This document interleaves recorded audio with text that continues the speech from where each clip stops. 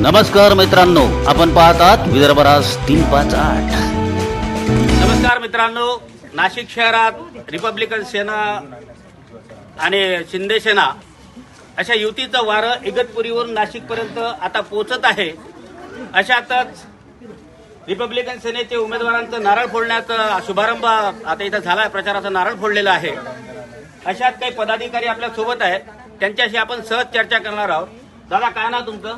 संदीप कापेल। बरं, काय वाटते तुम्हाला रिपब्लिकन सेना आणि शिंदे सेना काही फायदा होईल का?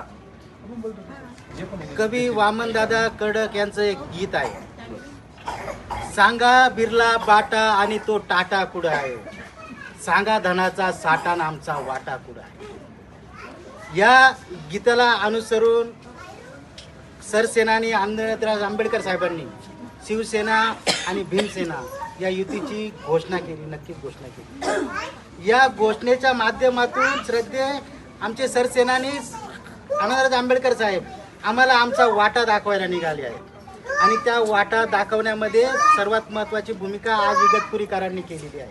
आज इगतपुरीमध्ये 4 पैकी 3 नगरसेवक निवडून आले आहे आणि खऱ्या अर्थाने आनंदराज आंबेडकर साहेबांनी आम्हाला तो आमचा वाटा दाखवला, सत्तेचा वाटा दाखवला।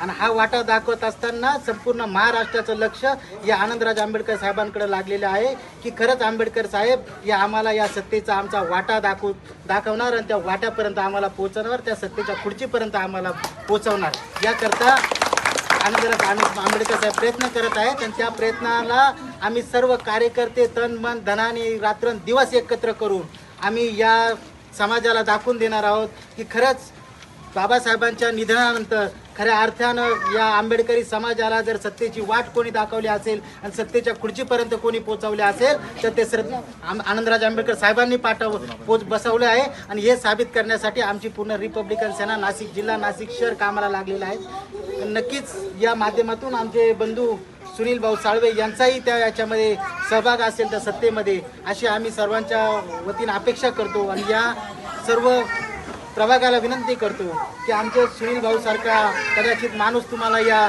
प्रभागामध्ये मिळणार नाही। अत्यंत सोज्वळ स्वभावाचा आणि अत्यंत संयम बाळगून सगळ्यांशी हितगुज साधून आणि सर्वांच्या न्यायासाठी झडणारा आमचा सुनील भाऊ आहे। नक्कीच या प्रभागाला त्या सुनील भाऊच्या माध्यमातून रिपब्लिकन सेनेच्या माध्यमातून शिवसेनेच्या माध्यमातून या प्रभागाला न्याय मिळाल्याशिवाय राहणार नाही अशी अपेक्षा व्यक्त करतो।